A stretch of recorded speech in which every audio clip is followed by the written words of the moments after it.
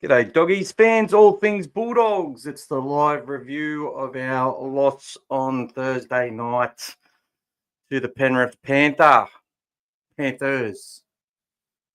I'd like to think I'm Gus Gould, but I'm definitely not. All right, we'll wait for a few of you to come on. May not be too many tonight. I don't know how many Saturday nights I've been on before, but we'll get this review out, and no doubt it gets watched by quite a few of you, which is great. So hopefully we'll get a few interactions on here tonight. G'day, Joby. Welcome, mate. Good to see you. And thanks for sticking up for the team, brother, and for the coach. It's just makes me crazy the amount of times emotional people who need to win everything. And I get it because we feel devastated every time we lose. But I think a lot of us were proud and can just see how whatever that Panther side threw at us, we had the answers. We just couldn't get it done in the end, which is okay. So we'll wait for a few people to jump on. I'm just going to have a little drinky. I don't drink too much, but I feel like I've earned it this week.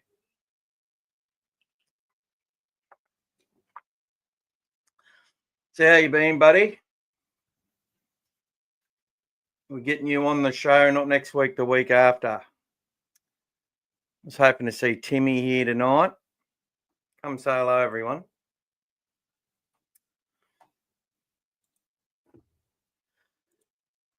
And then I'll start telling you what we're going to talk about. It hurts to lose, but that's what it was, a penalty at the end of the day, the difference. Yeah, I just love the fact we didn't concede a try from a defensive set. You know, the only try they got was come down to what's considered the best player in the world, anticipating something that no one else in his team anticipated, and our team thought they'd get away with. But that's what happens. That's what happens. You put your guard down for 1 second against the Panthers and they punish you. And look, I don't care what they've done throughout this year. That game was no illusion. Trust me. That was one of the fastest, best games of rugby league that I've seen in a long time. And look, it's probably recency bias, but I don't think the Penrith Panthers grand final side would have beat themselves yesterday. And that's having players that they've lost, you know. That's with Jerome Luai and the team. I think the Panthers on Thursday night played at a level they haven't been forced to go to for a very, very long time. And that's just my honest goddamn opinion.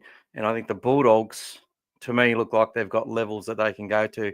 And I'll show you some stats which indicate why that was one of the toughest games of rugby league that's been played in living memory. And it was faster than Origin. And the refed it like a grand final as well, under heaps of pressure. Yeah. G'day, Adam. How you going, mate? Go the Dogs. Welcome, everyone. So, look, I'm going to go over the stats and show you some important stuff there. I'm going to talk about some of the narratives that are coming out from fans. And people have got opinions, and their opinions could be correct. But I'm going to give you some alternate stuff to consider, which hopefully for those feeling a bit down in the dumps and like their whole weekend's ruined, which is a lot of us, keep faith, keep hope, because there's a lot to look forward to, even if it doesn't mean victory this next week against the Broncos. I'm sorry, but I'm not feeling confident on that, and that's got nothing to do with last week's performance. My pleasure, bro. So let's get into it. My early thoughts, I've spoke a fair bit about it, but Penrith I've never seen Nathan Cleary and Isaiah Yeo so animated in a game of rugby league from the get-go. I've seen them lose it a bit when they've felt under pressure and that they're losing, but from the minute that game started until basically they were told to shut the fuck up by the ref, which was I think about after 35 minutes, both of them were at him. They were at him and at him about our so-called spoiling tactics in the ruck. All I saw us do was grab their players and drive them back on about probably 2 out of every 3 tackles, every play the balls that they had. Their play the ball speed, in spite of that, they'd obviously done work knowing that was going to happen, that they were going to be pushed back a lot. They were really good at getting up and playing the ball once they got to their feet and getting away quick play the balls. But for a team that complained constantly at the ref, our Bulldogs were so disciplined in their handling of that. And the amount of times, if you go and watch the game, I've never seen our players able to get up so quickly and get 2 people in the marker under that sort of speed consistently in a game for the way they did. That took a lot of energy.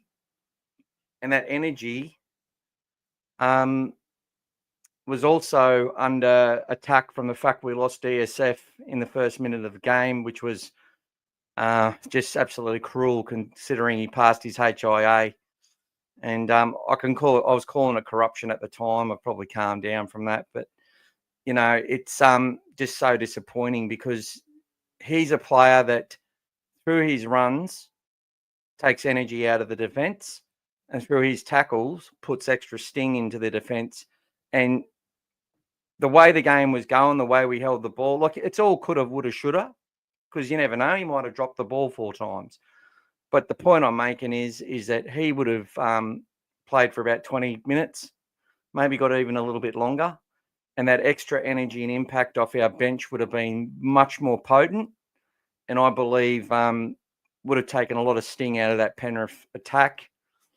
And I think it also would have played well into the pre-planned notion that, again, Marnie was going to come off between, I think, the 50 and 65th minute mark.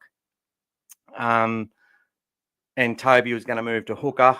I know for a fact they trained for it. So, they knew what they were doing. It was part of their rotation.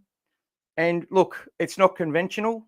And I've heard some people that I've agreed with a lot over the years and disagreed on things with, use words like it was disgusting, like that we're carrying a halfback on the bench.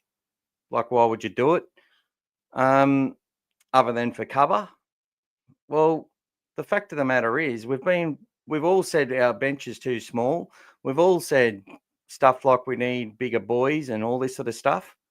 And the team's been on top of the ladder with a 100% record of playing 5 small ball players every single game for the season. So nothing's really changed except we're replacing our half and our half's gone to hooker. Now, Reid Marnie, I believe, played a really good game, and I think that he would have been able to go for about another 5-10 minutes. But it's about that 60-minute mark where Reid starts to redline, where he starts to get picked out in the defence. And because I think he really pushed his energy to be a 60-minute to 65-minute player, it was pre-planned. He knew it was happening. He'd still be pissed off for being taken off because he was playing well. And that's just natural. That's just competitive behaviour. But I do believe that if we just grind for another 4 to 5 sets, another 8 to 10 minutes, and then enact, the nitro, which is the Galvin change. That's just in hindsight. May not have happened that way. But I think if they waited another 8 to 10 minutes, Penrith would have really started to suffer. Their forwards were starting to really struggle. They were playing on hard, a lot of them. Their younger forwards actually struggled the most, like the Henrys and the and Patea. Someone said Moses Leota had a magnificent game. I felt he played really, really well, but I don't think he was the best prop on the field. Max King, by far, was the best prop on the field and a step above. Everything he did was just brilliant. And I'm looking at that last play in the game, the speed in which he ran to the inside when they were doing their wraparound shape for Critter. I'm like, if you pass 15 metres out and had so much space, and honestly, I think the fact he was there actually helped us sort of come up with that little bit of extra chance. But look, it wasn't to be. You have to give credit to players like Jenkins and that whole edge, McLean. On the other side, Tango, that was his best game he's played all season. You know, they all stood up and they were tired after a 5-day backup from New Zealand, no doubt about it. But, yeah, that team, we played a team that was playing a grand final, and people have got to understand that. They showed the desperation of a grand final. Now, we went with it, and we were prepared in a similar sort of fashion. But at the same time, Penrith weren't swapping their wingers for that game. They weren't choosing anything risky. They had their most experienced team that they could muster, and the team that was in form the most. Like, that was close to their best 17 that they could put on the paddock, if not their best. Isaiah Papali'i played his best game as a Penrith Panther.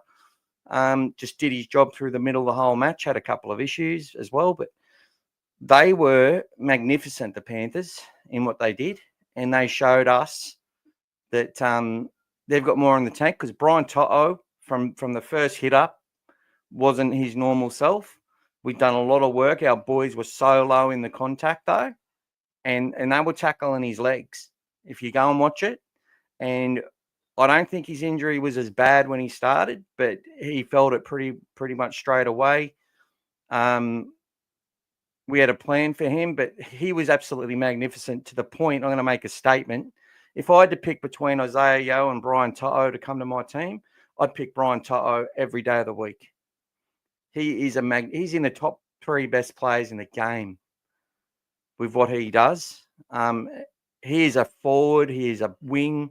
He's just a footballer all out and out. He can do anything, that guy, and all bloody greatness to him. I wish he'd come to the Bulldogs, you know. And I say that we've got Jacob Carraz, who's, in my opinion, comes second or third after Brian To'o. So very, very proud, guys, of players in our team. I'm a little bit. I like the way the Penrith played. I wanted them to be that good. And look, in my head and in my mind, even though we lost DSF, that brought the playing field a lot closer, because it just zapped a lot of the energy that I knew we were going to have to use in this match, and we're prepared to use after having the bye.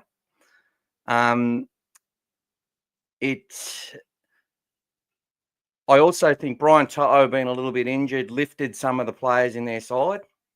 They went to new levels, which shows how great their culture is. And to see how great the Penrith culture is, we're not there yet. Their culture is still better than ours. And that's ingrained from their kids just watching four premierships in a row. It just builds more and more stars, right? Where for us, it's been the other way around. We've been watching our kids win premierships back to back, like our Jersey Flegs and stuff. So the point I want to make there is that culture in the Penrith side, they went out in New South Wales Cup against a Bulldogs team where I'm looking at half that team going, they're our next guys up. And we had Sam Hughes, Lipoi Hopoi, Moran, Luke Smith, all in that forward pack. And they were soft as jelly with what was running at them at Penrith. They were beyond diabolical at Kellyville or wherever it was yesterday. They just weren't up to what came at them. The Penrith side that played reserve grade was almost as if they were as switched on as their first grade side. And then in the Jersey Flex side, again, our Bulldogs started great. They look like the better side. They look like the better talent. But I'll tell you one thing about that Penrith side: everything they do is just is that system that leads all the way to their first grade side. You can see the Ciraldo touch still on it. You can see what Cleary's done with it. You can see what Gus Gould has done with that club. It's all still there in the DNA. And they just keep going for 80 minutes. And look, it's been a common theme of our teams to fade out. Ron Massey today played a good game, went down about 28-14 or something like that. Kept fighting the whole way, got the first try like they usually do. Scored some good tries, conceded some soft ones. But, it's just been the tale of our junior season this year where they've been fading out.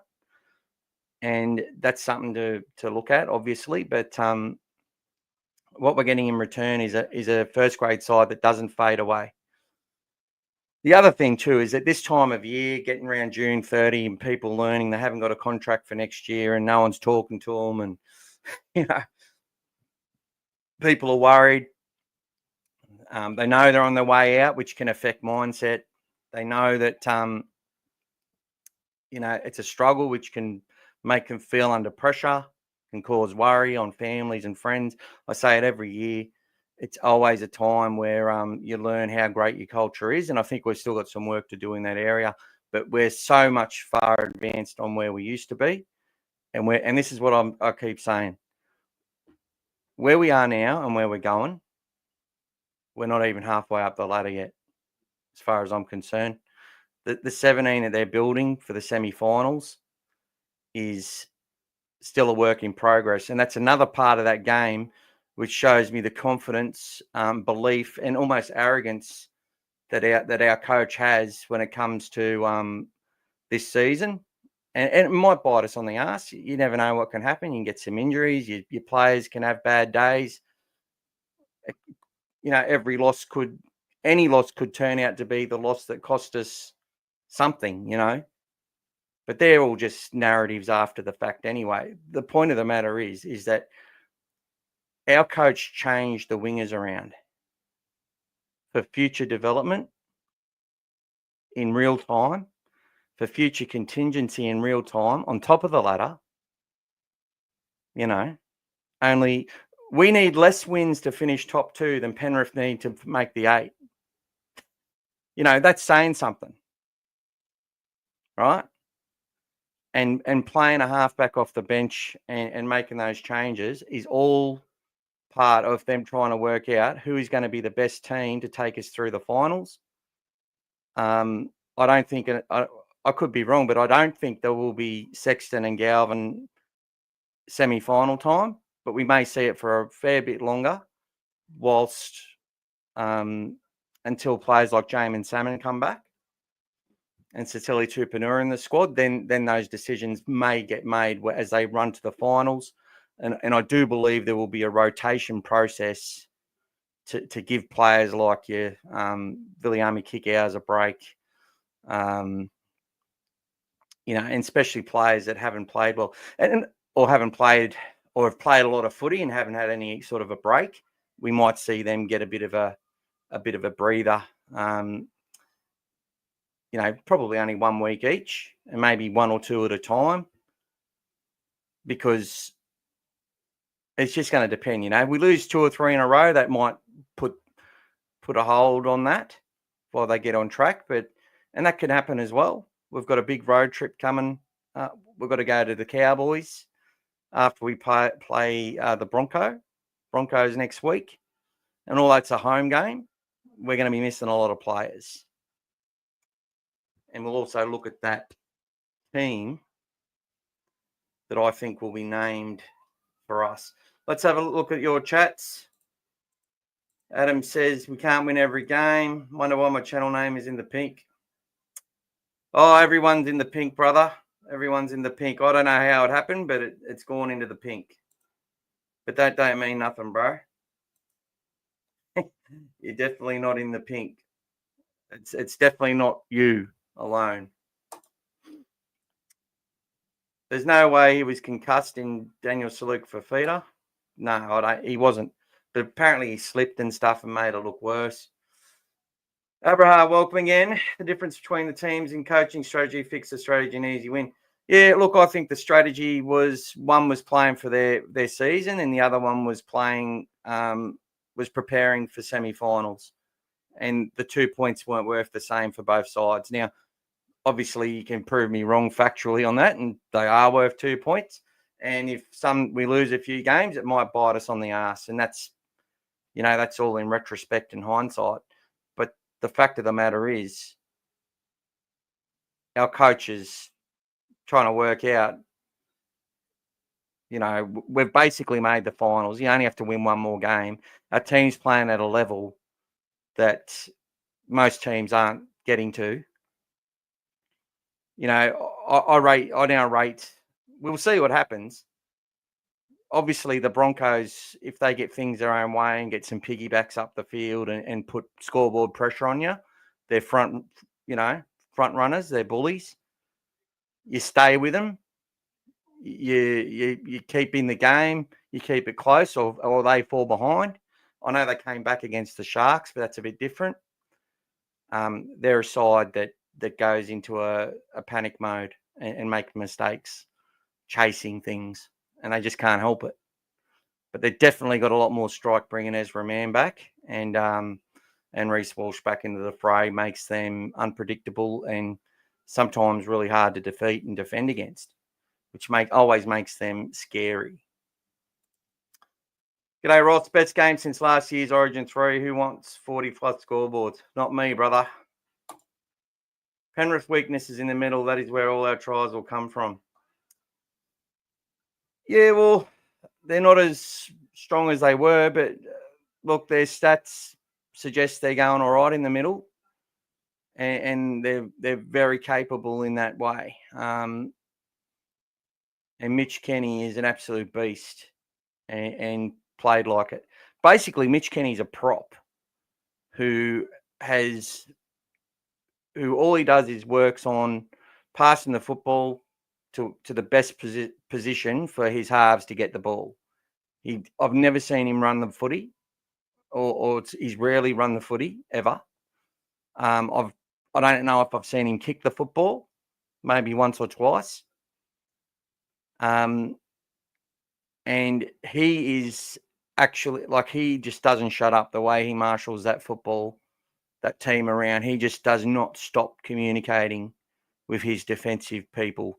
And it's the communication which sets them apart. And it's something that we've brought into our team. And it's funny because it's the players like the Harry Hayeses and the Bailey Haywoods which are doing all the chirping and doing all the talking out there. Kickout doesn't talk. He's not a talker. He thinks in another language. He doesn't talk. It's just not the way he leads by example. Bradley Clyde never used to say a word. Not a talker. But then there's players that do talk and do communicate really well. I'm not sure about Preston. I think he's a, let's go, boys, sort of guy, a bit like Birdo. But it's funny, Bronson Cherry's really chappy. We heard how chappy he was when he got mic'd up. And I really loved how he was actually laying the law down to Burton, who again is being called a centre. Every loss. People I love to talk to and I consider to be good mates say it. So it's just an opinion.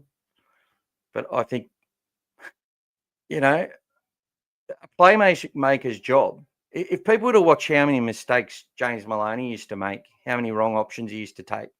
Well, they're called wrong options when you don't score enough points to win games. Let's put it that way. You don't score enough points to win. People look at all the different plays you took. They go, oh, you had an overlap there, but you ran. You should have passed there, but you hogged it. You went short when you should have went out the back or long. And look, in hindsight, when Galvin come on and they went wide a couple of times and they sort of cut him out, or they went short and played through and ran the ball, especially Kikau and Burton on the left with Toby. I think if they do it the other way around and actually go to Galvin, which I think the Panthers were probably expecting as well, they would have been prepared for it. But I do think Lockie's speed and ability to shore up a defence and draw numbers would have got us upfield. And if we don't overplay our hand, and just take the tackles and keep grinding, I think eventually we go ahead and win that game and make those busts like we did in the first half. Like Preston was nearly through about 2 or 3 times. Burton went through on the outside, nearly scores. Like, we had our opportunities. But because people are saying Galvin was hopeless, I saw comments about that. I'm like, are you kidding me? Because the only thing that happened in that game, and I'll tell you what it was, this is the narrative you won't hear. Our boys, it was like the plan was enacted. And they thought, okay, the coach has seen that it's time for Galvin to come on, just like the Parramatta game. Let's go. Bang. They didn't have quite as much energy as they did against Para at that point. They didn't have, it was a bit earlier in the half. So while the coach might have thought Penrith were starting to, waver a little bit and starting to feel the pinch, he would have been seeing that. And he's like, Galvin on now. They just went too early. It was premature. It was a 30-second romp, not an all-nighter. And instead of waiting and being more patient, the outside back started throwing the miracle ball. They started thinking that they could enact it then. There's a couple of silly offloads where we lost ground. There was, some wrong options taken. Galvin really couldn't get into the game because we then had to defend those errors. And we spent the next 15 minutes to 20 minutes having to grind back out of it. And half the time we'd pull it back equal after a couple of sets. And then instead of continuing that grind until we got ascendancy, which is what we did in the first half, and then we're able to put scoreboard pressure on them, what did we do? We gave the ball up again. We went into the same habit. We got to the final 8 minutes and actually, didn't throw that last pass. Yeah, Burton gave up the ball and we could have went for 2 to tie it up. I know that was a huge thing for a lot of people. Look, I know how important winning is. I made the statement today. Those 8 years, it was like not our fault. And, just winning one game we'd prayed just to win one game. People are praying to God to win one game because it didn't look like we're going to beat anyone under Trent Barrett. Except for that first game against the Cowboys, and we were a better team against the Broncos. In his last season, the team was, before Potter took over and we ended up winning another 5 matches under Potter, Barrett's team should have won probably 4 or 5 games and he keeps his job. Funny that. But, I think the only team that really blow us off the park were the Storm in that first 10 games. There were just some really disappointing performances, Close losses, low-scoring losses. Bit sort of like Newcastle this year, to be honest. Just really a lot of close, dour affairs, losing the game. Didn't know where our points were coming from, that sort of stuff. New halfbacks every few weeks. Blah, blah, bloody blah. But now what do we got? We've got a team sitting second on the ladder that's equal first, let's be honest. Warriors just lost again. Melbourne get their opportunity to get closer to us. Broncos starting to rise a little bit, but still a fair way off. It's going to be an important game next week. I'll get through some of these stats shortly, though. They celebrated like they won the grand final. Yeah, it's how important it was to them, bro. That's what I mean. When you've got Nathan Cleary and Isaiah going at the ref the entire match, absolutely. It was like Cameron Smith, 2 Cameron Smiths on the field trying to control the game. And it was a tactic because of the pressure they're under, and they had to win that match in their mind. They had to win it. They want to beat Gus Gould. They don't want anyone with Gus Gould there that they want to never lose to Stephen Crichton and Billy Army Kickow and Matt Burton, and so far they haven't. And they're saying we're the team that's got to beat them. But I'll give you something a little bit out of that. They were so relieved to have won that match, and it was like they'd won the grand final. And our boys, we completed only at 72% in the end, yet had 52% possession over the game. Our set yardage was 5 meters more per set. Now, every loss, everyone comes out and says, we need another big man. Well, we're going to get another big man next year who plays long minutes. He's called Leo Thompson, which means we can have a big man coming off the bench that can play good and strong impact for less time, as long as they're mobile enough to make their tackles and be able to defend for long periods. We evolve to that next season, but we don't have it now. They were hoping to develop Sam Hughes into that. Sam's injuries have held him back, and I think he might be injured again. His ankle was on ice. He had to come off. So the poor guy's been riddled with some injuries, which is going to probably cruel his career. If he can't get it right and can't get his fitness to where it needs to be so that he can play for longer minutes. Daniel Saluka Fafita plays for 20 to 25, and we use him in that capacity, and we have the 80-minute players on our bench, and they are 80-minute second rowers, former centers, 80-minute mentality that can keep us in a game for 80 minutes. That's the whole point of it. And we have to cover the other possibilities, right? It's quite funny. Penrith played the aggression in their defence, the anticipation, their line speed was all up to scratch. It was Penrith Panthers. It was like watching their teams that had won grand finals. It was business as usual. Could their attack been a little bit better? Potentially, that's still going to continue to evolve. They're going to get better, and we're going to get better as well. But be rest assured that Penrith side only just beat us. We did not concede a try out of a defensive set, right?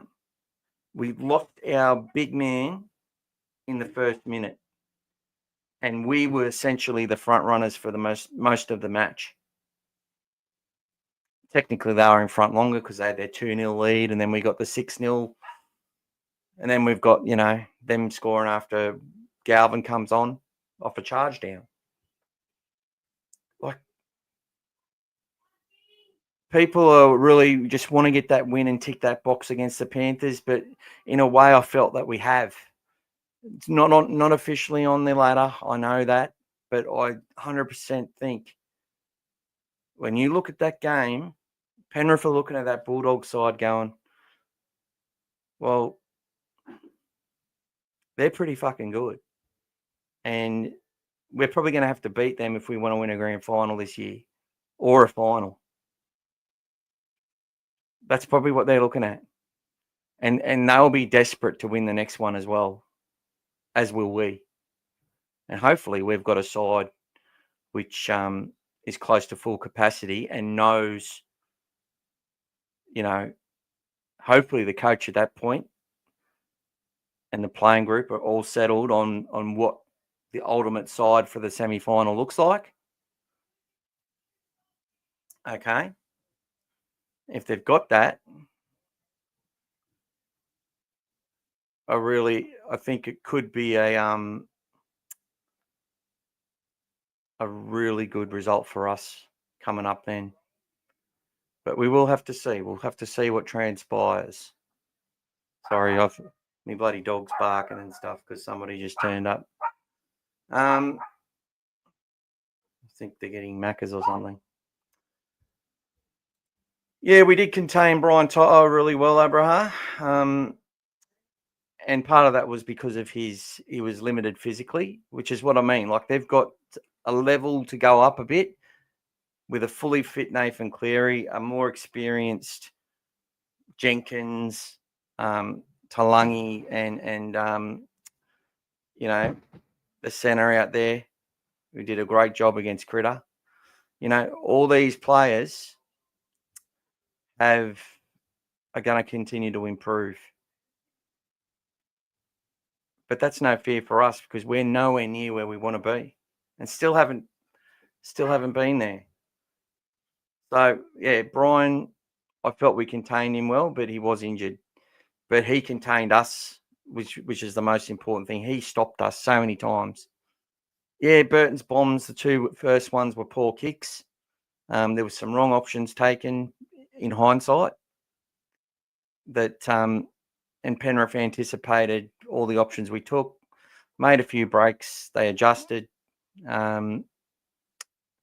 We just weren't good enough to get the 2 points, unfortunately. They completed 88%. Meanwhile, we only completed at 72%, and their ball speed was 3, while ours was 3.5. We can do a lot better. Yeah, well, let's get that up for you, Guy. Our play the ball has been averaging that, bro. And I'm going to make it so it's bigger. All right, so we had an extra few minutes with the ball. We had 21 more runs. We made heaps more meters. So per run, we were making more meters. Post contact, you know, if you're sitting there thinking we can't beat the Panthers, when your post contact's 130 meters more, even though you only had 21 more runs, you're getting more in that regard as well. 3 line breaks each. Tackle breaks about the same, and we're making 5 more meters per set. Kick return meters. Now that was 115, 184, and I'll tell you why. And this has been something which I think we can improve on, is the amount of competing for kicks. And it tells you where the game was sort of played in that middle third. They had us where they sort of wanted us, but we refused to let them get to where they wanted to be. And it was, but they've got the kicker who's able to get them into a position where they can compete for balls. And our bomb defusal was the best it's been all season. And so well done to those guys. You know, diffusing 88% of 12 bombs, so that's what, 10 out of 12, is pretty bloody amazing if you ask me. They had 27 kicks to our 24, and their kicking meters was about 54 meters more, which shows you, you know, they had a couple of moments of domination, as did we. Anything they did, we did it back. We then got the ascendancy. They were able to wrestle it back, mainly through our errors and our impatience. Now, the average play the ball speed, as I was talking about, when you're getting 3.07 seconds as an average, that's, and our team is not letting them score a try. Can you imagine the effort it takes for your team to allow a play the ball to be that quick? But here is the deceptive thing in it. Because of our team's ability to to reduce the post contact and actually make it negative in a way. So teams get a post contact, might go an average of 4 meters, and then we drive it back 1 meter, 2 meters, sometimes more. What that does is that gives our team time to form the line, which is why our defense is so hard to beat, and why late offloads against our teams are one of the major tactics used against us. And the offloads in this game were off the charts. 17 by the Bulldogs, 15 by the Panthers. Probably double or close to double the average for each side for the year. They throw a lot more dummies than we do. And as I said, these things, tackle efficiency, almost the same. 31 missed tackles to 29. But as I said, we can concede on average 1 meter less per missed tackle than most sides. and ineffective tackles 27 each. You know, you're looking at two teams that are almost a mirror of each other in the way they go about business. Discipline cost us. Easy to say that. Ruck infringements 2 each. They were inside the 10 once. And we conceded the 7 penalties to 4. So I think the tactic of Atkins, the tactic of the Penrith captains helped shape that part of the game. And that's something we need to counter and make sure we don't allow to happen. But 3.6 seconds, we've sort of been averaging 3.58, 3.55. I think if we look at our team stats for the season, it's going to be something like that. So let's go to teams. Bulldogs, we're leading in possession. It's always good to have a look at, but the averages on the NRL website are so annoying. They don't update them as quick as they do the other stuff. It's like, give me a job. I'll do this for you as it happens. You know, they've got technology to do this. I don't know why it takes them so long. You know why? Because I don't want podcasters being able to analyze games properly, because they bring new narratives of actual truth that take away from their media empire who own the game, right? And stop them, and basically have only got a couple of minutes to give you a sort of cookie cutter, overall cliched version of the fucking game. That they, or you know, Matthew Johns and I love John. I like the John show, and I like Hindy and Fletch, but they were always going to talk about if Bulldogs lose, tell us your thoughts about Galvin, Sexton, and Marnie.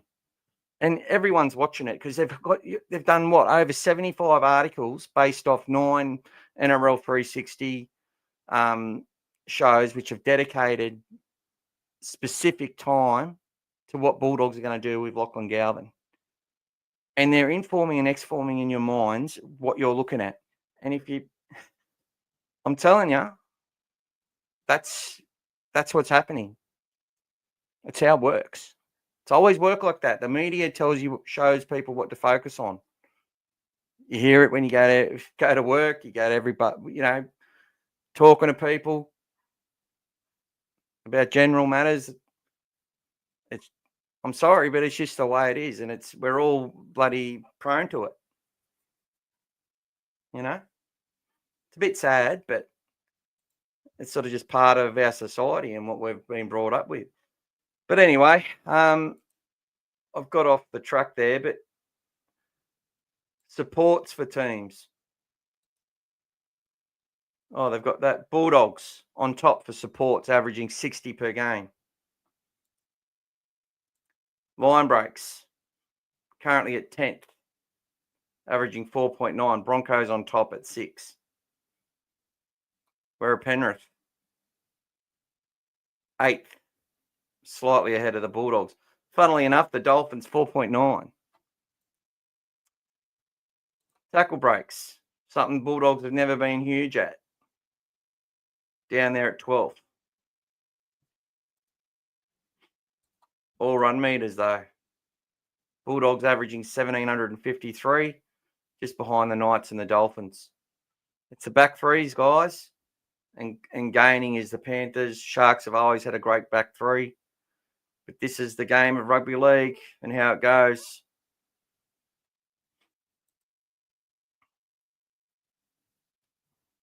Offloads. Well, we've started to creep up the ladder in that. West way on top. Bulldogs down in 6th, Penrith in 7th. Funny that. How close those two sides are in a lot of the key measures. Line break assists, Bulldogs 9th. Set completions, Warriors 82.5, Bulldogs down at 79.1. 79 to 80% is generally what the best sides in the comp complete at, generally. Raiders up really high. All engagements, Bulldogs continue to improve.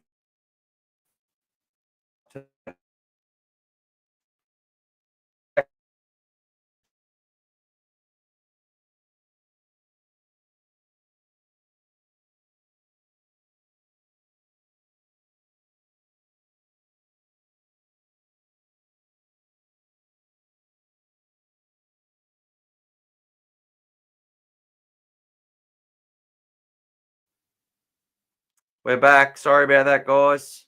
Just cut out for a bit. We'll get back to the stats.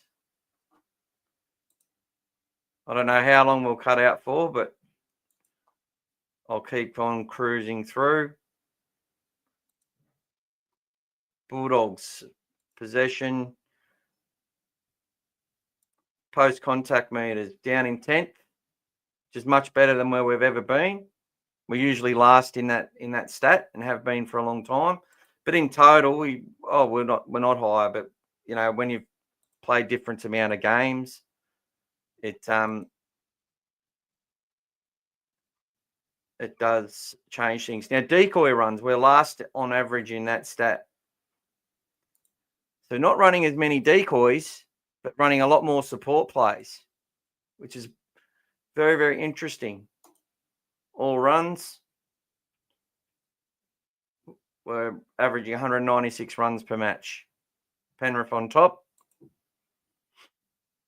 All run meters, third. What else have we got? Missed tackles. We're generally pretty high in missed tackles. Being number one is the worst place in this stat. So we're down in 9th, which means that we're the right in the middle.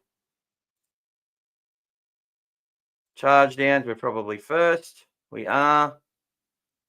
Intercepts. Well, it's not really interesting, is it? Tackles would be down lower because we've held more possession. And kick return meters, we're on top with 200 meters kick return average per game. So there you go. That's the Bulldogs.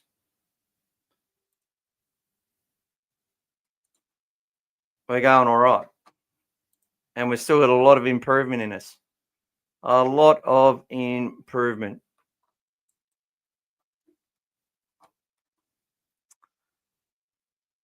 So we'll stop that there. Let's get, look how big I am. G'day, Timmy. Welcome, brother. Yeah. As I said, Abraha, there's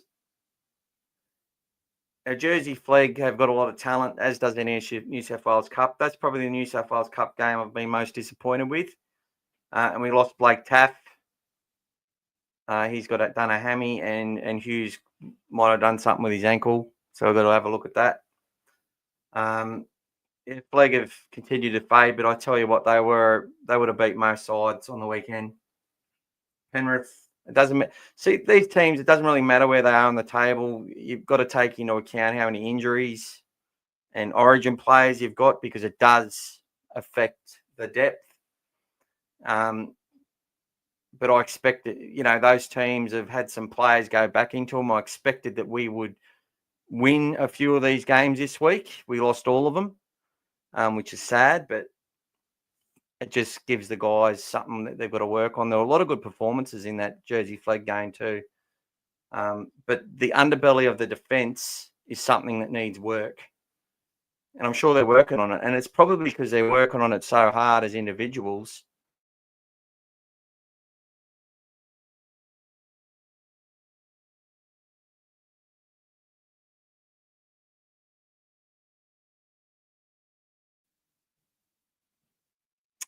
Sorry, the internet's bloody stuffing up, which is annoying me. I might have to go to a backup solution in a moment. That keeps happening. Sorry about that, guys. G'day, old fella Dave. Welcome. Normally when first grade wins, all grades win because of motivation. Sometimes, but nah. That's an observation you may have had, brother, but it doesn't hold up. And I just say it how I see it, my friend. G'day, Sayed. Welcome. Been a while. One thing I noticed was Burton kept going flat and short to kicks instead of Galvin, who had an overlap with our backs. Happened 2 or 3 times. Could have possibly led to tries. Frustrating to see. Yeah, well, I actually mentioned that earlier, mate. I'm not sure if you heard me say it before, but I think he did that early in the piece with the idea. I think the reason he did it is it was probably thought that they were going to anticipate that Galvin was going to get those balls early. It was the early times when he cut him out. And yeah, and I think if he does it the other way around, it works in our favour, because it just depends then if they try and throw miracle balls and that sort of stuff. But I believe in hindsight, if he goes to Galvin early, they start to change in their defence. They start, Penrith aren't a team to worry about reputations. They're very focused on themselves and who they are. And they're not scared of anyone, obviously. And we're getting to a similar point. But I do think that Galvin may have made some of those kids think a little bit differently. And if he'd done that, I felt his passing was good. But let's not get honed in on that, because the media want these narratives from fans as well. They're quite happy to take what we're seeing and what we're not happy about, just as much as they're happy to get us looking at what they want us to look at. And the fact of the matter is that playmakers sometimes anticipate the wrong move. And I don't think, but it's funny at Canterbury, and with Canterbury fans, I always hear lots of stuff, and it may happen with other teams as well, but where fans say stuff like Sexton wasn't giving Galvin the ball, or they were deliberately isolating a player. I think it's more so the game plan, or it's the playmakers made a decision in what they think's going to work, and it just hasn't worked. Simple as that. I don't think there's any egos involved. But let's be frank, a lot of rugby league players have got to have a bit of ego, right, to do what they do. Yeah, say Jamal, you're right. Burton needs to use kick away as a decoy, then give it to Galvin, who passes the cherry, and we make a breakthrough. Look, as I said, they do that all the time. Kick out gets the inside ball, runs it back. Sometimes he plays straight through. Sometimes he's the decoy. There's only so many moves that they can do, and they do them all. It's just about when you do it and the timing of it. And I just think our timing of everything was a little bit rushed once that change was made. And I just think it was a team mentality where the team failed, not the players, not necessarily the coach, the team. And I wouldn't say, and fails are not the right word either. The team didn't execute their plays and made the wrong decisions on which were, anticipated by the defence. And the defence did a great job. And look, that's the Canterbury defence as well. Like, we're constantly stopping other sides from scoring points because we're getting it right more than wrong. And it's funny, the fans, what are they saying? That, if we score that try in the corner, this is what I will say. If Critter gets that ball and goes over himself, or just gets a miracle ball, Jenkins stays on Montoya, and then Montoya just gets on his 150th game, catches that footy on the right edge. Can you imagine how the narratives change? People aren't focused on all that stuff. No one's telling me about what Burton did wrong. All they talk about is we won that game and how great Critter is, and how Montoya scores in the corner. The coach stopped the players around, was justified in what he did. All these other narratives come out, but the scoreboard tells us that we should look inwardly and blame everything that went wrong.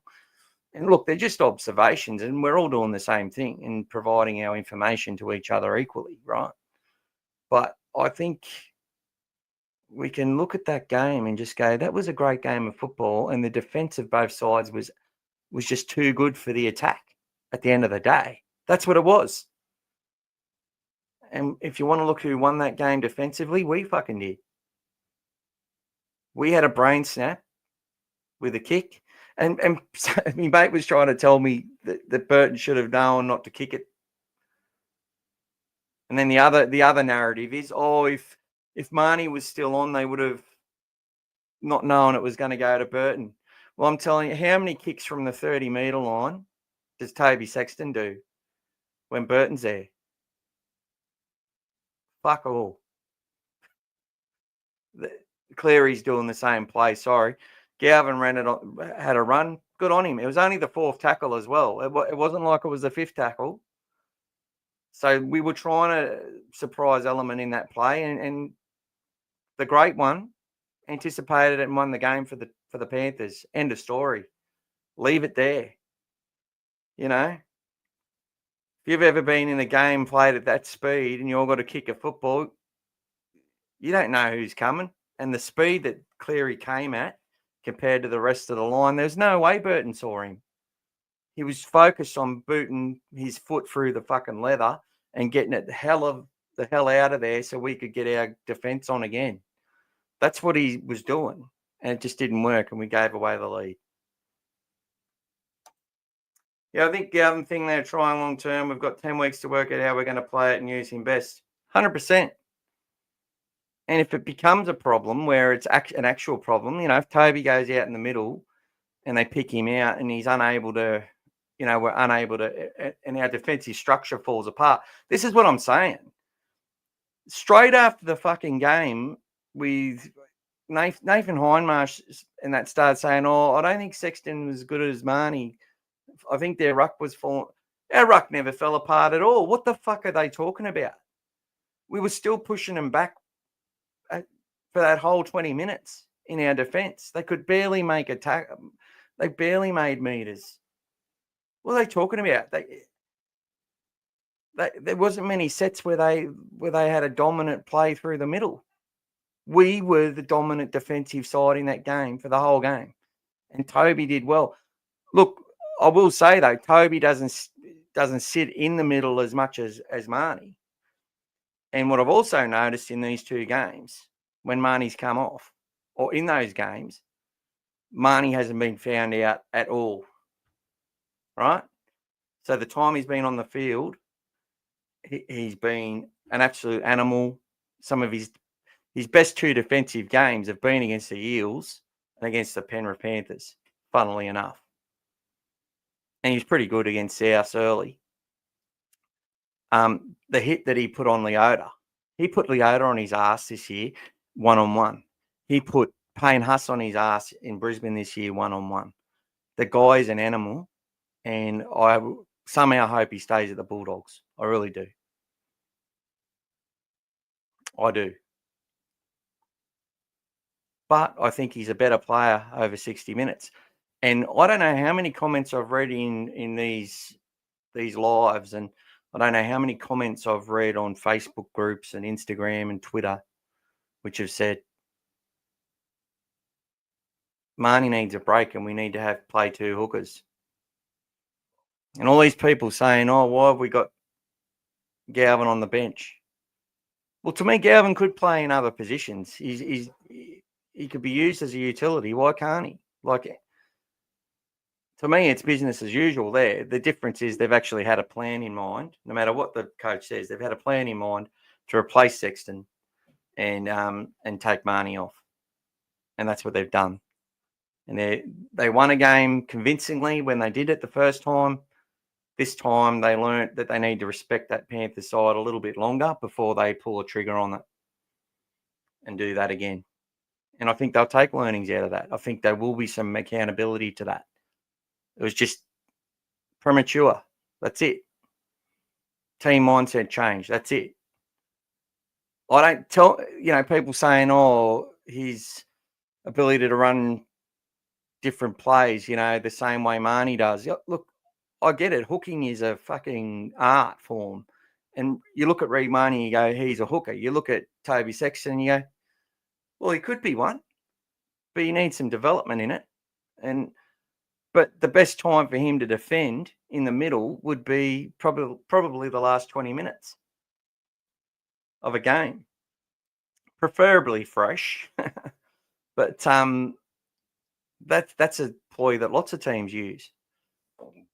Moving from an edge to the middle does sit a little bit wider, I've noticed, and he's not first into the contact like Marnie is.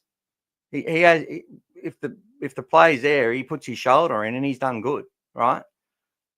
But it hasn't been a situation where they've been able to easily pick him out. If they're running at him fresh in the start of a game, it's going to be a different kettle of fish. Toby's going to get targeted, and then they're going to get post contact. It's going to be hard for us to bring him down. I'll tell you that right now. Reed's a different kettle of fish. Did I just say that twice in the one paragraph? I don't know. But yeah, Reed, they can run at him all he likes. He gets his shoulder in, gets underneath, and he starts to drive. And there's only a few that are causing him trouble at different times. But this year, I feel his defence has been another level, Reed Marnie. Do you think it's because Burton doesn't trust him, or as much as coach likes to say they've accepted Galvin, he's not fully accepted by some of the playing group? Sayed, I see that narrative right there, brother. I don't want to hear that narrative. That's the media narrative they want you to say. If there's players in that group who don't accept him, or if this narrative has any element of truth to it, we don't deserve to win. And it's not. And if people want to blame the coach or Gus for bringing a player in and causing disruption, well, you're not attacking the heart of the problem, which is culture. I don't think, if people have got egos that big where they can't handle adversity and can't be resilient enough to back themselves, because from what I've seen, it's been the complete different. And I said this before he got here. All I've seen is Harry Hayes and Jacob Preston and Bailey Hayward and all these players, when they're supposed to have been given up their position for other new recruits, they've all just said, nah, fuck that. Challenge accepted. And to me, Toby Sexton's been a better player since Galvin's arrived. Jacob Preston improved when Silly Tutupanua got here. He's been better this year, Jacob. Even better. And Satilli, I felt I've never seen him that play as well, playing in the middle. Never seen him as aggressive as he was. Like he normally knees and elbows and runs hard and runs really good lines on an edge. He's primed to take over on that edge if Kikio gets injured or, decides to leave the club up when his contract finishes and Satilli's still here for a year or two. Prime for it. But he's in the middle because Jacob Preston is our best right edge and just as good on the left. Probably prefer the left. Our club's sitting there, got players playing both sides of the field, players out of position all the time, yet we sit there and go, why are we carrying a halfback and replacing a halfback? You just don't do that in rugby league. Well, guess what? Our coaches and our club, we do that, and we've done it. And we come up against a team that played the best game they've played all season and probably in a few years, in my opinion, the way they went about that game and the intensity they brought and every tactic that they used to try and win that match showed how important it was to them. And, we matched them in nearly every department and actually outplayed them in a lot of the departments. And if you not get inspired by the potential of where we're going and where we've come from, and understanding that you don't have to win the 2 points every time to get it. I make a lot of comparisons with 2004 when we carried Jonathan Thurston, Corey Hughes on the bench. Tony Grimaldi was in that side. Same with Braithen Astor, Brent Sherwin. Lots of little guys with utility value can play in different positions. Adam Perry as well. So there you go. But the comparisons I make is there was a regular season game against the Penrith Panthers in 2004 that we lost. They were the premiers of 2003, and they were well in the thick of it. And I think they made the prelim in 2004. And we might have beat them in the prelim. I can't even fucking remember the prelim. Imagine that. But the regular season game, I remember that. We led most of the game, we lost. But the adversity we went through in that match everything we suffered in that match, and the way we held on with so much determination, told me we had the stuff. We were going to win in 2004 after the 2002 Schmozzle, 2003 just falling short, still sort of carrying the scars of the previous year, and then 2004 just the way that they stuck together to get us our last grand final victory. And I just knew we were going to win the comp with the way that they lost that match. And the way we lost this match to Penrith, in a way, was even more inspiring to me. Look, I don't know if we're going to win the comp, but I feel much better about our prospects than I did prior to that game. And look, I even tipped us to win 32-6, okay? And as I said, I was feeling that we might run away with it in that second half had we not been so impatient with our play. Because I do think Penrith, they were praying for that hooter to go. They were spent, and I will not be surprised if they really struggle in this next match that they play, whoever that's against. Would not surprise me in the slightest. May not happen, but it won't surprise me. I'll sit on both sides. That way I'm always right. The reliance on kick out and critter must change when it comes to big finals games. The Bulldogs can easily win the middle. They are fit enough to tire out the big forwards. Yeah, mate. Well, they're our go-to guys, and big teams know it. And you've got to have variation there. And where do we make the break? Preston, Marnie, Tracy. I think there's a bit in that as well. I feel the next 4 weeks is an opportune time to be resting players. We only have to travel once in the last 5 rounds to Melbourne. The majority of our games are in Sydney. No problems, bro. So, Jamal, I do not think they are coached to pass, to kick out, or critter. Ozzy says, I think we'll finish 5th. Well, we might. We could lose some games, bro. Knowing our luck, that can happen, man. To finish outside the 4, I think we're going to have to lose probably 6 or 7 of our last 10.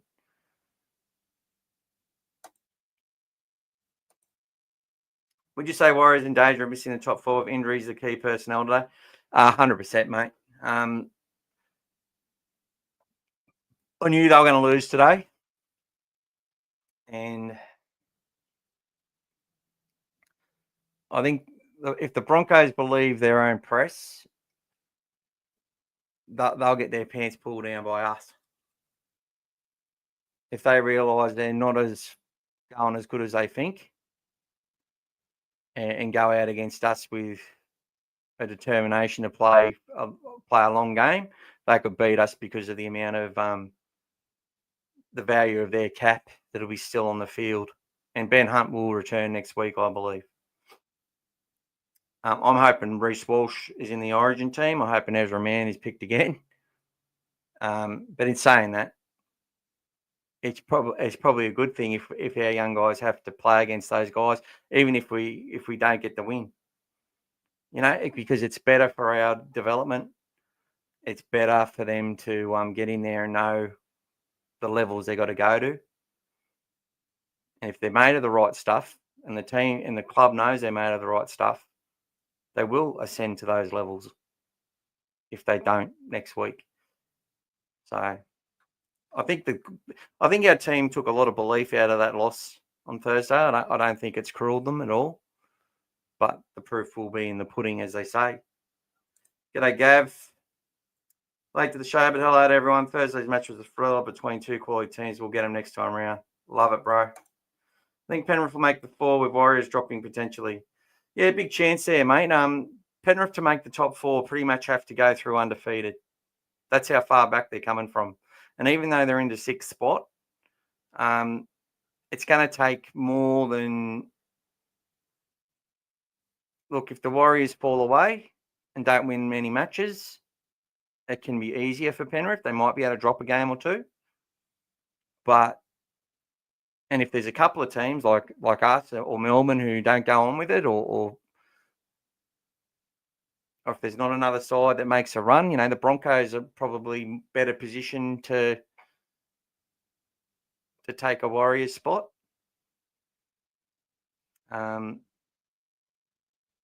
They've got the cattle for Broncos. It's all about their mindset and whether the coach has got the tactics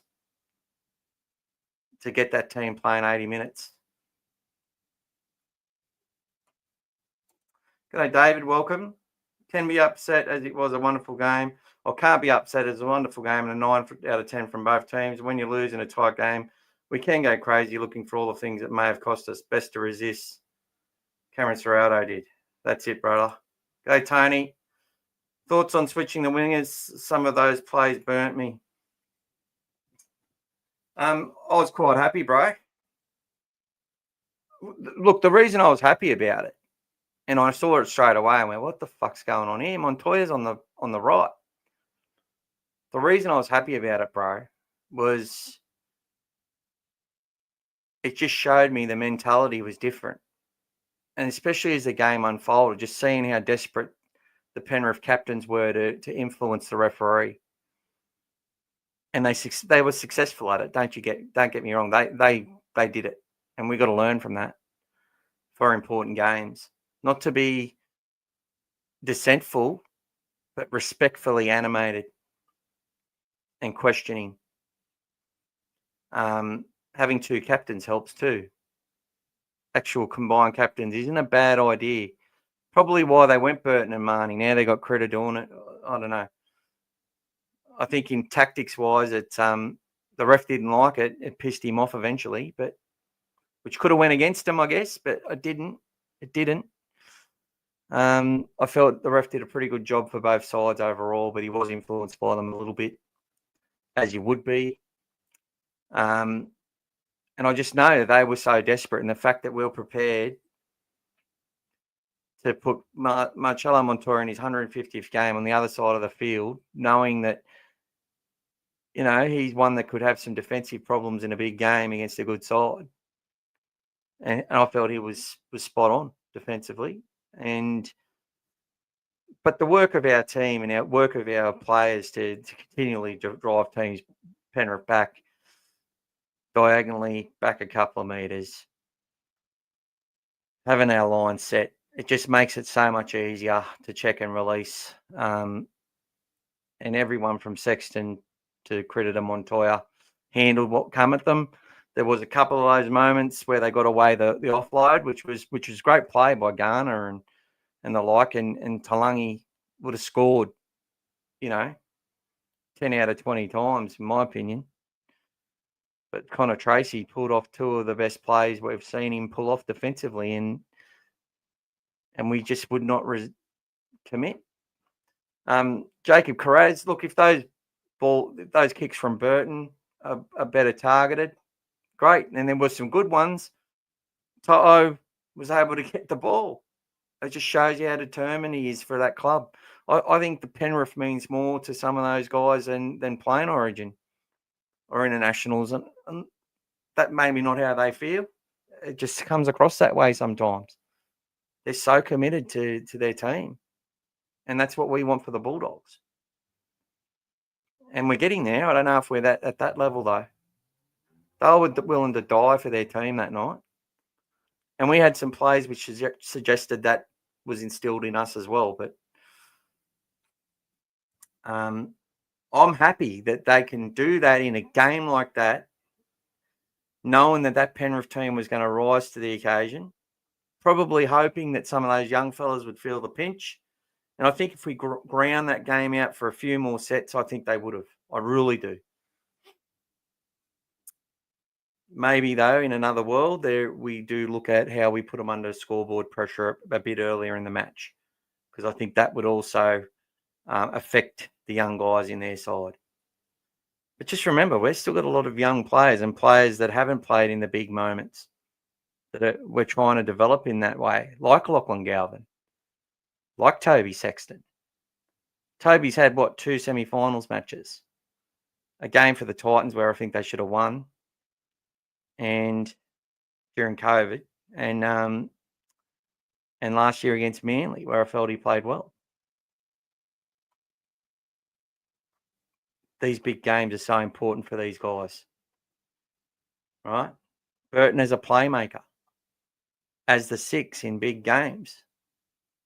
That's the more big games they have, the more moments they have, the more mistakes they get to learn from, the better.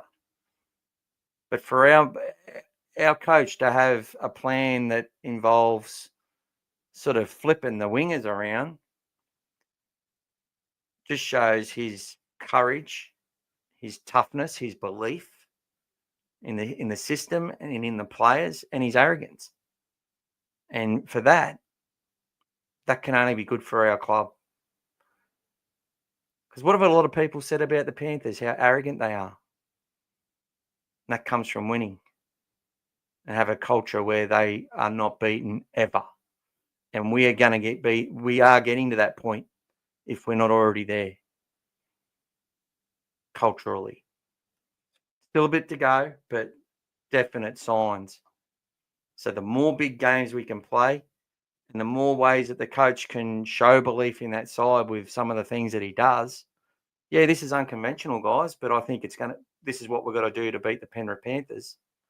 And we can do this. And this may be only temporary, but we've got to do it because we're going to go on this run. I expect Jeffro Rinikama to be playing on the left wing next week because Carraz is going to come into centre. Carraz might go to left centre. Rinikama may play left wing.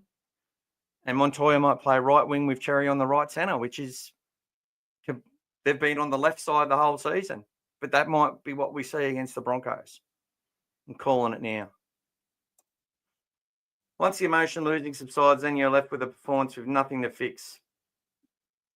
Man of the match got to be Tracy. 100%. He was the man of the match, and I think everyone was on that page. And I think Max King has to be included in that conversation. G'day, Drag. Tracy looks like he's going to the next level. He killed it. Yeah, well, maybe those injuries, like he's only just played his 100th game and he's, 29 years old. Those injuries can maybe extend his career. Maybe we proceed with this guy for another contract. Maybe they extend him another year or two now because they don't have enough coming through. And even if they've got plans or aspirations to buy someone who they believe is going to be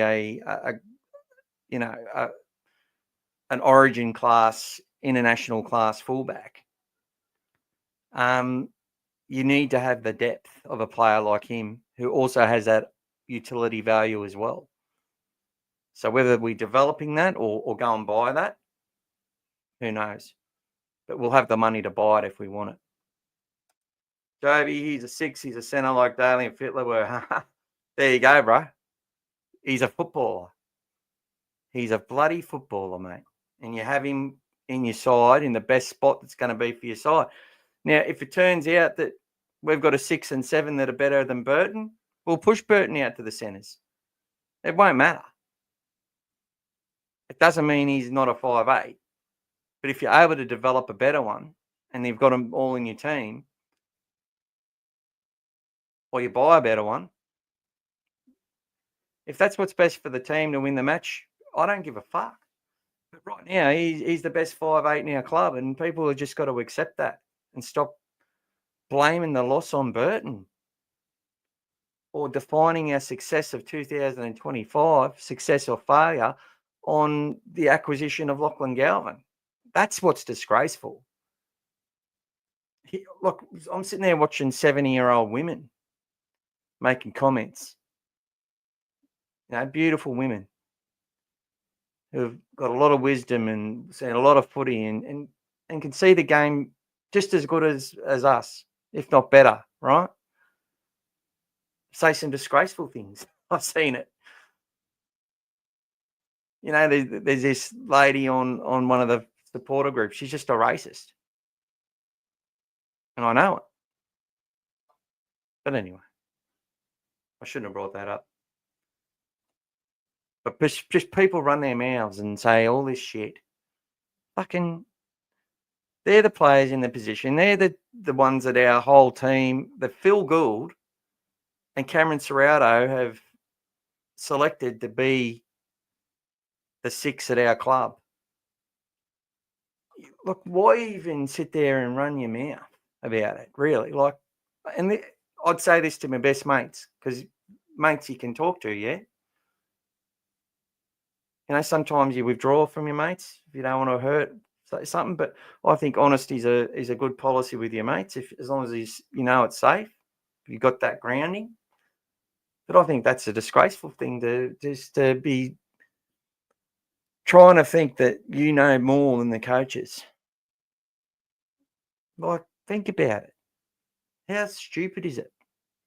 Unless you're someone who was coaching at that high level, who probably believes that you were good enough to coach NRL, and you back yourself in that opinion, that's fine. That's great.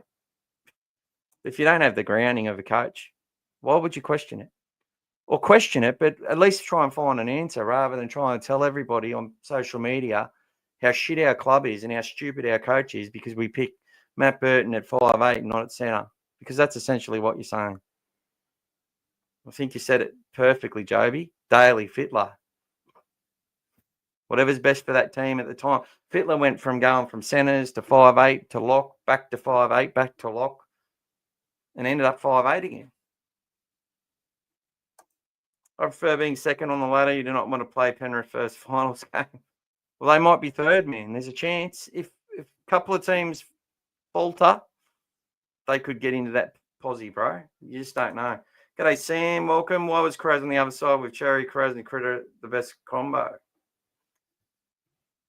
Well, maybe. And maybe it's a combo that they want to develop. Maybe they wanted to have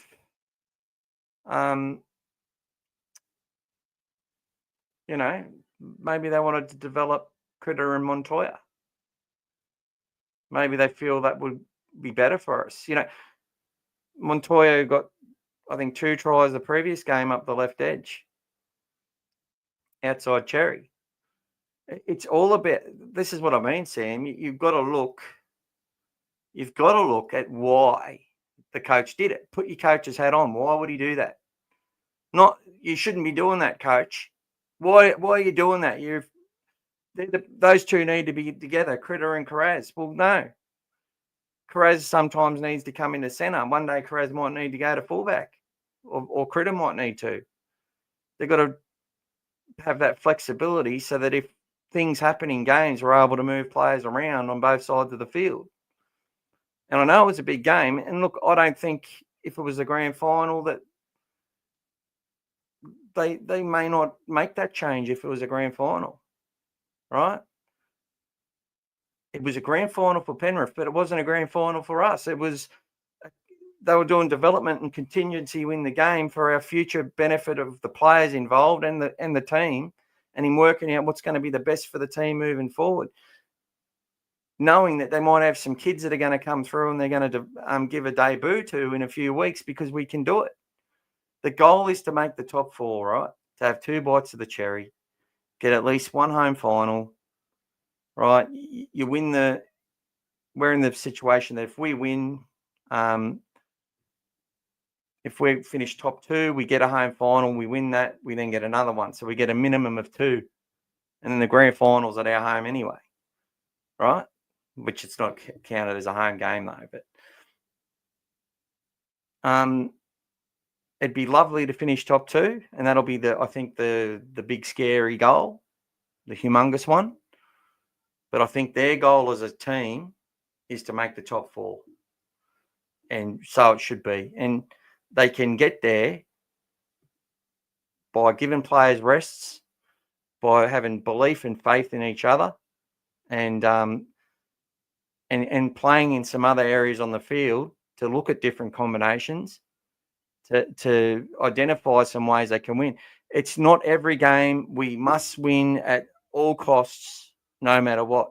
I think in that first half of the year, we did that.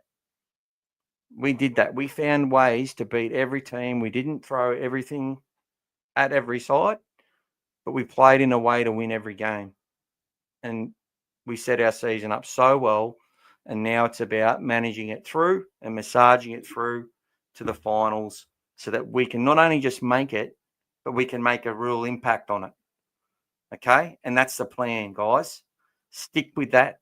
That's a better narrative than, the Bulldogs can never put Galvin and replace Toby again and take Reid off. They've got to stop doing that. They have to change it. It's like people saying DCE needs to tell someone. He needs to just come out and say that he's signed with the Roosters. How many people are saying that? The media are trying to tell you how to think. And if that's your first thought anyway, that's fine. That's great. And you could be right. Their narratives are sometimes right, guys. They are sometimes. A lot of them are fans themselves. And sometimes there's a narrative out there that they're telling the truth about that does get a lot of clicks and does keep feeding them. It's just the game that keeps on giving. Okay? But they're trying to tell you how to think. They always will and they always have. And what's threatening the game at the moment? Social media, people having different thoughts and opinions and narratives. They're trying to tap into that by sending the same people that are sitting there on prime TV that we're watching, give their narratives and ask their questions and create drama for entertainment purposes, sell advertising, sell clicks. Then they go and write about 80 articles off all their stories. And it's usually sometimes about 12 posts per story with different headlines to get you in, right? Leading you to the same article. That's all designed, okay, and manufactured. So that you look for that in the game. And then they go and have their own podcasts and they're on radio and they film that as well, like it's a podcast, the radio stations, and do it again and repeat it again and again and again and again. And you watch in 360 how Braith asks his questions. Well, tell me what's happening there. What's happening? What's going on there? Asking people who have no fucking idea what's going on. He might as well ring me up and ask me. And I'll tell him just as much.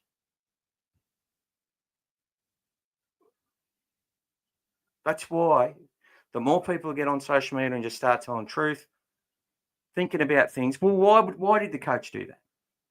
Why is he picking that player? You know, I've said things about nepotism with the Flanagans, right? But at the end of the day, that's just banter for me. He's picking his son because he thinks his son is the best way for him to keep his job. Can you believe that?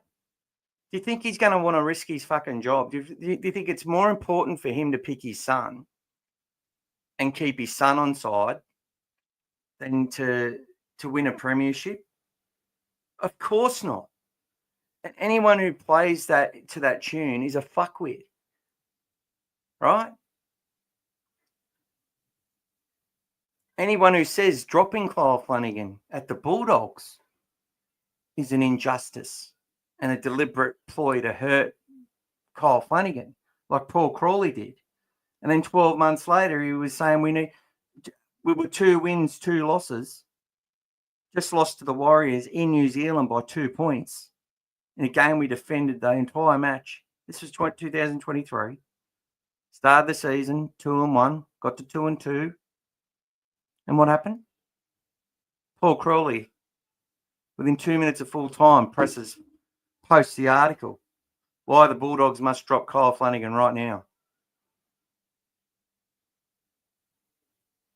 I wonder who he was speaking to. They must bring in Carl Olapu, the future. Right now. That's the sort of shit. So 12 months to the day, round 4, Kyle Flanagan was brought in by Trent Barrett from reserve grade to play Penrith. And he played pretty well in that game, to be honest. We got flogged, but it wasn't as much as we thought. And Paul Crawley said that Trent Barrett, Phil Gould and the Bulldogs were deliberately trying to expose and torture Kyle Flanagan. Can you imagine that? Now, look, the only time I've ever thought that narrative to be even an inkling true on a completely separate issue was Khaled Rajab. when Buzz Rothfield's out there saying, "Oh, well, they've brought on Amapu to the team. Now, what about Khalid Rajab? He played so well for Lebanon in the World Cup, and he's been doing his apprenticeship for their New South Wales Cup team, Braith." Or Ben at the time. "Oh, Khalid." And his father's so angry at how they're treating his son by bringing in Carlo Amapu. And they just paid a transfer fee of $500,000. Well, the club didn't. Somebody did. And we give him a deal of $250,000 a season, I think, for 3 or 4 years. So, well, Khalid got his chance off the bench. It was a great reward and a great debut, and everyone was happy. And all this stuff happened was happening in the media and in the background. That was never forgotten. And then he started at number 6 against the Newcastle Knights on that day where our team got booed off the field and lost 60-something nil. And he had to be hooked. And he was hooked after 20 minutes from conceding 4 tries through missed tackles one-on-one. Maybe I thought he was exposed in that match. Maybe that was deliberate. But I don't know. The point I'm making, guys, stop allowing the media to tell you how to think. And don't let me to tell you how to think either, although that's what I'm fucking doing, which makes me a hypocrite. But think for yourself. Question why. Ask yourself why and keep asking why till you get to a solution. Right? It's a real good method. Why did this happen? Don't make up the narrative. Try and find out why it happened or why they would think this way. Why are they making that decision? What could they possibly get from making that decision? Well, think about it and try to find out. Now, if you go and ask someone who's a coach at Canterbury or Phil Gould, they're probably just going to give you some spin anyway. So you may not get the exact answer, but at least you sit there and go, well, and you should always come back to, well, he's done it for a bloody good reason. And guess what? Not everything that they do is going to work out the way we want it to in that game. But sometimes the development of the team is more important than the result sometimes. And I just look at the performance of our side, and that's what I rate us on. My expectations is that they'll go out there and try their best. They will, fight as long as they can. And, that's it. Never give up. Now, if they do those things all the time, I'm going to be proud of them, win or lose.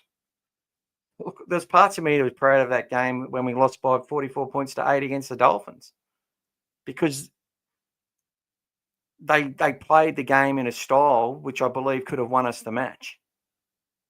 They just were unable to get any sort of cohesion or build any pressure, but they were trying to. And it was all about what they were trying to do. Yeah, they fucking fucked it up, missing 11 players. So what? Thursday nights. 0-3 from Thursday nights, guys. Kraz needs to be with Critter. Maybe sometimes. G'day, Scary. Welcome. When you see how much clearing Toa whinge at the ref for help, says it all to me. That's it, brother. There's your narrative right there. And it wasn't just Toa, it was Yo. I've never seen him so animated, man. Never.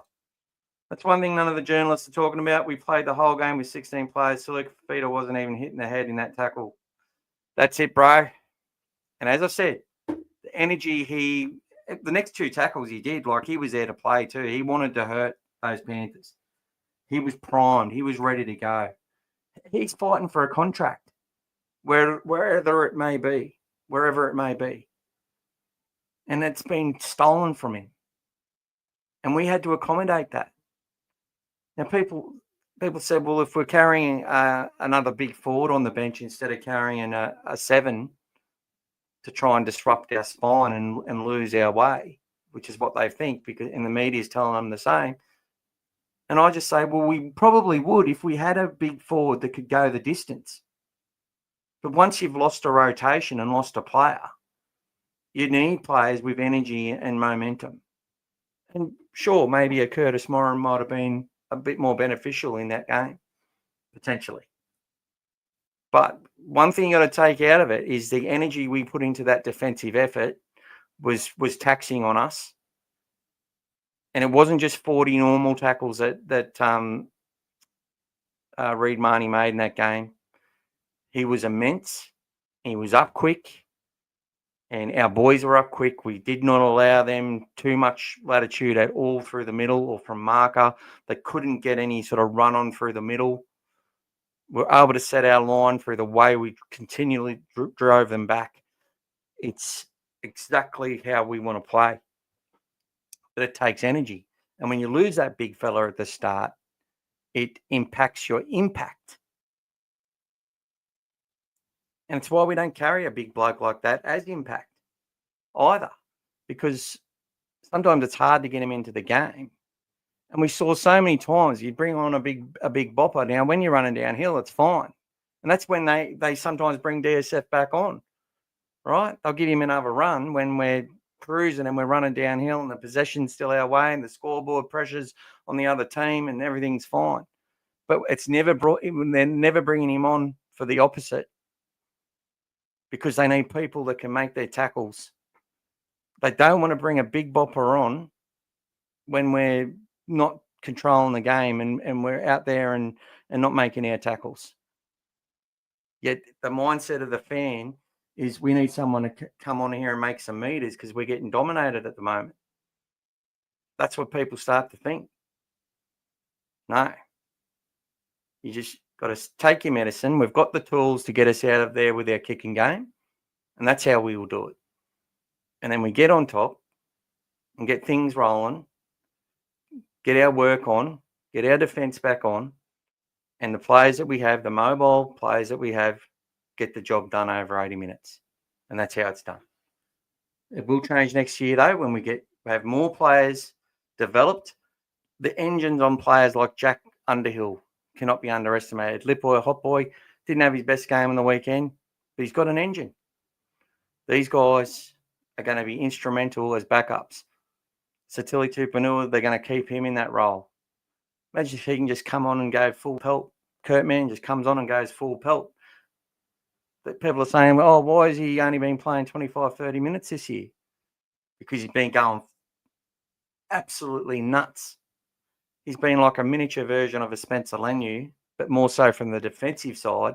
And then with the ball, he's got the ability to measure things up, and whether he needs to sort of jink and use his footwork and then go around and create space on an edge from the middle on his own, or whether he finds a pass for someone cutting back on a different sort of on a different line, or whether he just takes it on himself and gets away a quick play the ball or makes a break, which he's done a couple of times. You know, great player, but he's going flat out for 25, 30 minutes because we're building those players like Max King who can get that job done.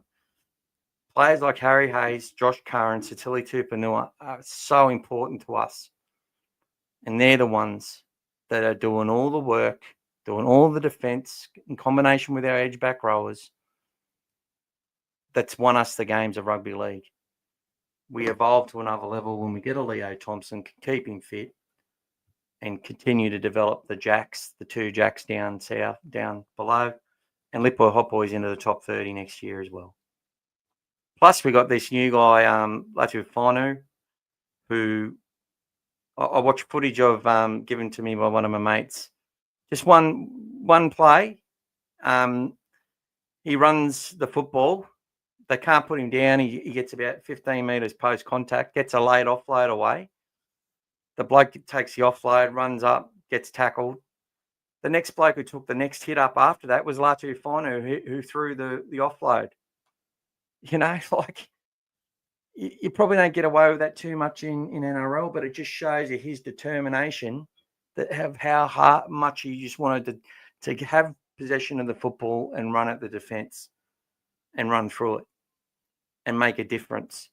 And that's probably a play that, you know, they look at those sort of things and go, this is the type of player that we want to bring into our system. So get fired up, people. May not work out. Doesn't always work out. But he was offered even more money from the Knights. So they seem to offer more money than anyone else all the time, don't they? G'day, champion. This game will keep our boys hungry. You know we can still improve as we head into the pointy end of the year. Perfectly said, my friend. Agrees, giving some players a week off is smart. Probably only Tracy Cherry, kick out, Critter King, but obviously not all at once. And everyone else has had time off. Maybe Galvin. Nah, just kidding. We'll be even better in 2026. Go the doggies. It was only that Cleary is so lucky to charge the ball down that scored that extremely lucky try. Yeah, well, look, I'll say he made his own luck there, brother. And that was unlucky for us more so.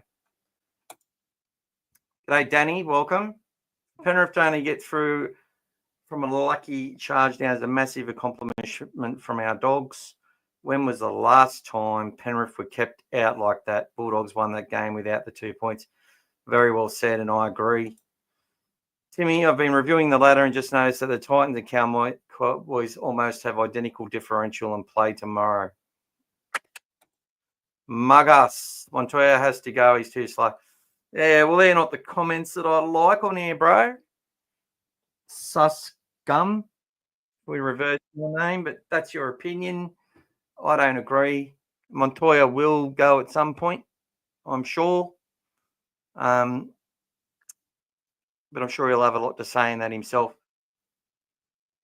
We're developing some wingers who can run fast, who are good out of contact, good out of yardage, can catch a high ball, have got good footwork, and they're going to progress into our rugby league side as soon as they can get them in.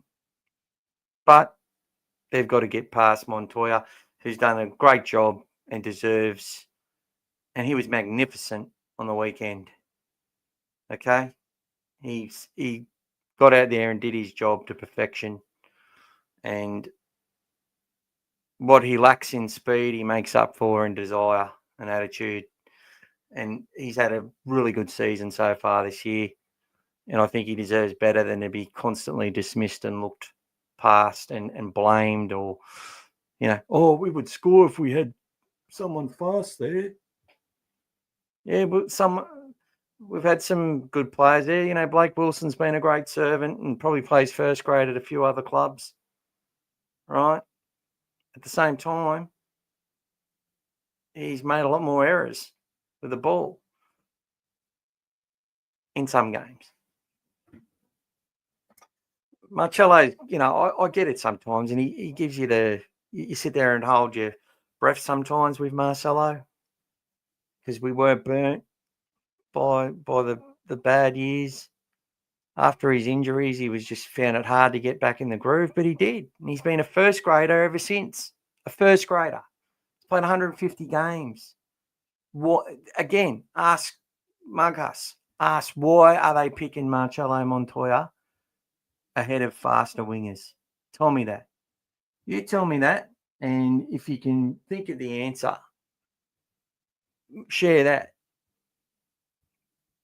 So why would the people paid millions of dollars to run our team pick him over other options? And when you can start to think that way, you become a much better fan.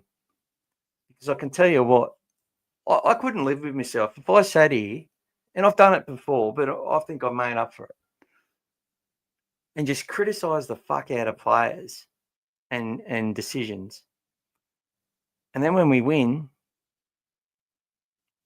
love those people, see those people at the Leagues Club at Canterbury and expect them to take photos with me kids and to sign my stuff. And if it's not them, their mates, the people who entrust them and play with them every week and have built relationships with these guys, you're dissing their mates. I know it's just constructive feedback and it's not that deep. I get it, right? It's just your opinion and you're entitled to it. But my point of view, have a think about it, bro. Have a think about why they're getting put there. Not why other people aren't being played. Timmy, the Dolphins are beating Souths are in the bottom 4. What is the score in that? Let's have a look.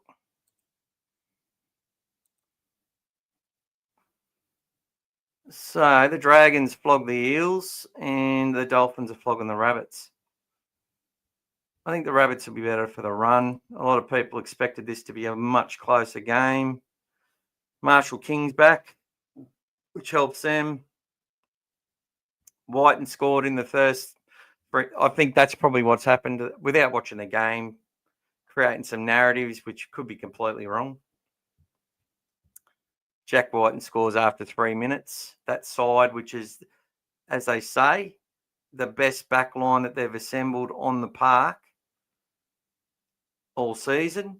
Their preferred 1 to 7. Scored after 3 minutes. They probably thought their game was on, and instead they've been pulled apart. That's close to the best team that they can put on the park. The only player to come out is one player to replace Cameron Murray. And you'd think, when Brandon Smith gets in that side, he probably plays 9. Maybe they get another number 9 as well.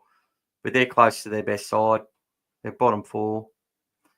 And Dolphin put 5 tries on them in the first half. So there you go.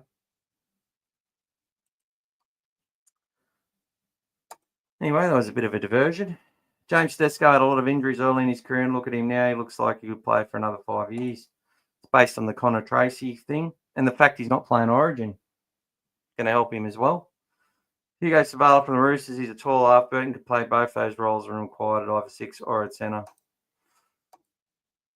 Versatility is important to a team. I support Ciraldo with swapping the wingers. It means that the players can cover both sides of the field when needed. I really believe Mann come back a better player from Origin. He is one of his best games. Yeah, he was great. He's an Origin player. He's an Origin player. So for everyone losing their emotional capability to be rational and reasonable, which is all of us while we watch the game, I get it. I'm a fucking maniac. But at the end of the day, look at all these players that were never on the lips for Origin for anyone. Carraz, Preston, Kurt Mann, Max King. Then you had Burton, Critter. Kikau would be playing Origin. Let's get that right. And Reid Marnie's probably, very close. There's a team that can win a comp there. But they lose a few games. Gather yourselves and understand. So a lot of young players without that big game experience. Okay? And gather yourselves. If you sat there and were one of the people who said we bought 2, why'd we buy these utilities? Why'd we buy these players? Well, why did we buy them? And now look at where we are. Trust the process. David, with respect, Mick, I'm becoming as sick of talking about the Fox narrative as I am about listening to Fox. I move that you graciously ignore any Sexton Galvin Reid talk as the next podcast seconders. Look, I get it, David, but it's also part of what I do. It's unfortunately, I'm going to always get people that are putting these narratives out and people that listen to the podcast for the first time. And some take it, some don't like it, some think that I'm the most boring motherfucker they've ever heard. And that's fine. But this is why I do it, man, is to make sure that people are out there. And look, I'll tell you, you want to know the number one reason? Because people that I thought were pretty good people and good blokes were planning meetings of where the chairman at the time was going to be to put pressure on them, to make them feel sort of intimidated a little bit about their job in 2023. If not that long ago, there was petitions going around to start an emergency general meeting which would have prevented what's happening now from going ahead. That's why I do this. And the media were just as big a part of that as the results on the field. So I'll never stop doing it. I know it might get boring for the people who've heard it over and over again. I get it. But I'm not here for views and clicks, man. That's the difference. And if there's something out there that I feel I've got to talk about and talk against, I'll continually do it. Not to make myself big or important. I'm already big and I'm already important. Just ask me daughter.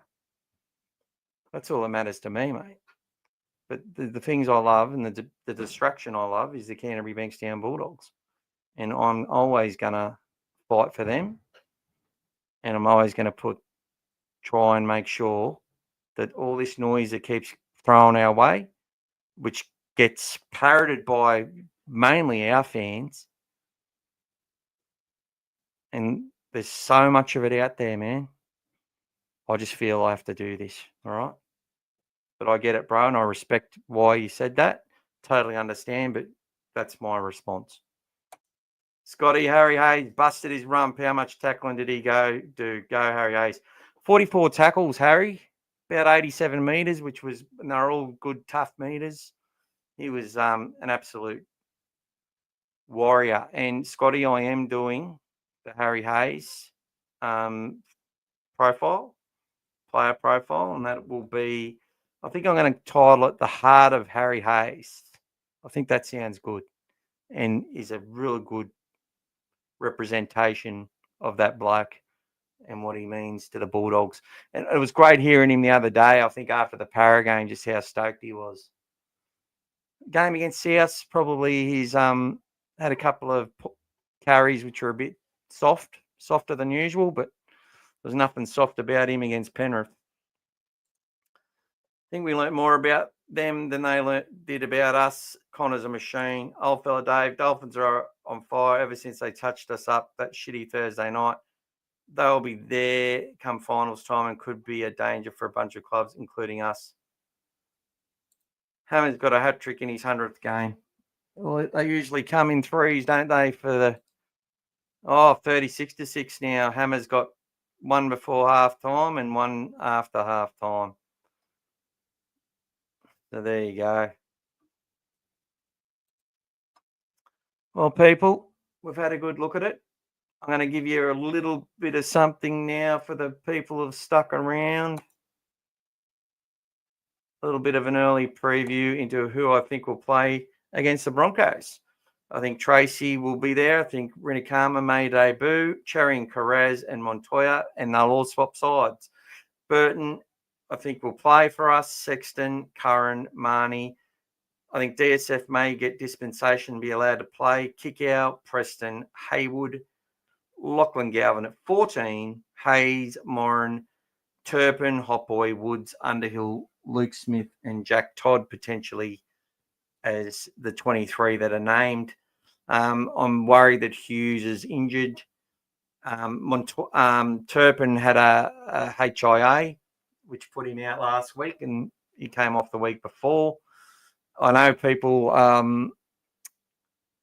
going to talk about the Drew Hutchison they'll go about it the same way with Turpin because he got thin binned against South and people were blaming him for them nearly winning and had a couple of head highs and gave away some penalties and whatever else, dropped the footy. It would have helped if he scored that try against the Dolphin. But, he played for the Broncos. That's where he's from. I think it makes sense to bring him into that game. And he was a tough little bastard. He's a really tough little defender. And hopefully he's able to redeem himself and have a good game for the Bulldogs if he gets selected. And I think he will because he fits as the type of player that we want on our bench. Someone who can go into hooker if need be and someone who can go in and play in that small lock role. Which he can do. So I think that's what may happen. I think we may see Rinikama. If it's not Rinikama, it'll probably be Blake Wilson that plays, which I wouldn't be unhappy about at all. Thanks, legend. The Heart of H. There you go, Scotty.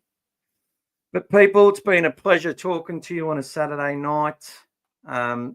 Preferably I should have, probably taken me missus out for dinner or something. But I decided to have dinner with you people tonight. You wonderful people. And I enjoyed every bit of it. Thanks for everyone's contribution, even if I don't agree with what you've got to say or whatever it is, which isn't too often. It's all relative, and it gives me a chance to explain my position, even if I've done it numerous times. So let's get into it, guys. Bulldogs and Broncos coming up. Team's going to look something like that, I reckon. I don't think Preston or Carraz will be playing Origin next week, or the week after. And also look forward, we're going to, on Origin week, we will be having a few guys on, and we will be having our quiz, which D has done up for us. And those questions will be awesome.